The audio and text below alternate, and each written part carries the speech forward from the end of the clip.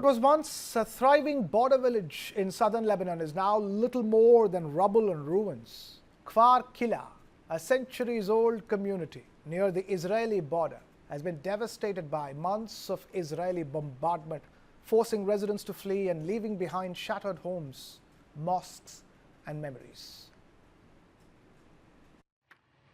In a parking lot in Beirut, Hassan Yahya has taped this cardboard sign to a traffic pole next to the tarp tent where he lives.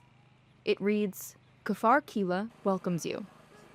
Once a centuries-old Lebanese village near the Mediterranean coast and his home, it now sits in ruins. The life of the village. We lived a beautiful life in it. The gatherings we used to do when we were young, playing games at coffee shops and cafes, playing cards, joking and laughing. Kfar Kila is just one of about a dozen villages along the country's southern border that have been progressively flattened by Israel bombardment over the past 2.5 years. Hassan has watched his ancestral lands transformed into a buffer zone that Israel is clearing to secure its border. To understand what has been lost, Reuters spoke to 5 former residents of Kfar Kila, now scattered across Lebanon, and used satellite images, social media posts, photos, and videos to reconstruct life in one of the country's vanished villages. Relatives and friends used to come from abroad. We'd also gather with them by the river or the sea.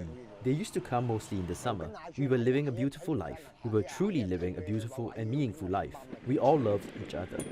The village occupies a profound psychological and cultural space in Lebanon.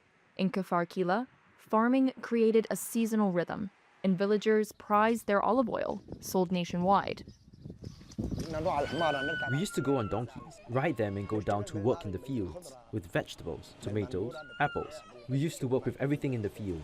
Our life was very nice. These were our childhood days, but now olives are the main thing we deal with.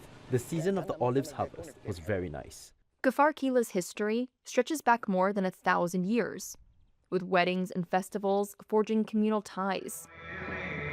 Like the day of Ashura, marking the death of the Prophet Muhammad's grandson. We observe its rituals every year, gathering together as a family who loves the Prophet's family.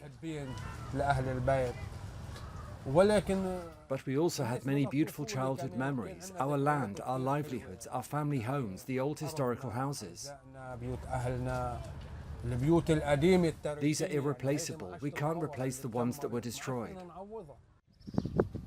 For 20 years before October 7th, 2023, Kfar Kila mostly prospered. Schools and clinics opened. Roads expanded horizons. Expats sent money home from abroad.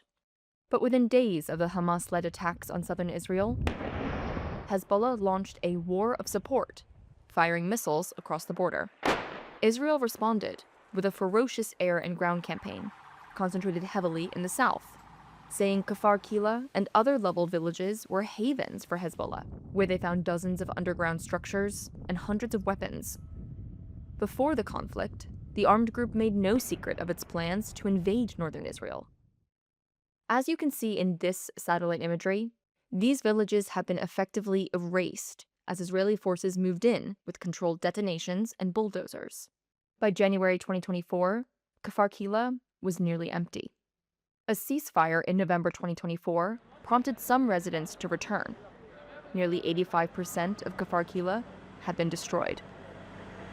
The young man's house was destroyed, his father's house was destroyed, my house was destroyed. There is no one, all the houses were destroyed. There is no way.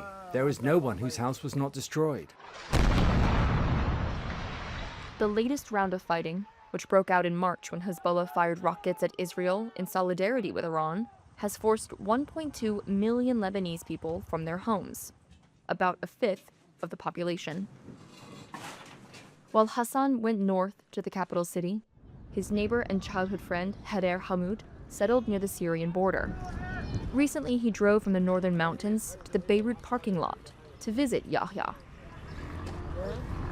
Hader leaning on his late mother's walking stick, one of the few items he salvaged from his home. Israel says the buffer zone is temporary, but many Lebanese fear it will become permanent. Everything old in our village has a meaning, a symbol. Finding the symbol of one's family in the end is difficult. Where one lived, where one's childhood was, it's difficult seeing it destroyed. It's impossible to bring these back.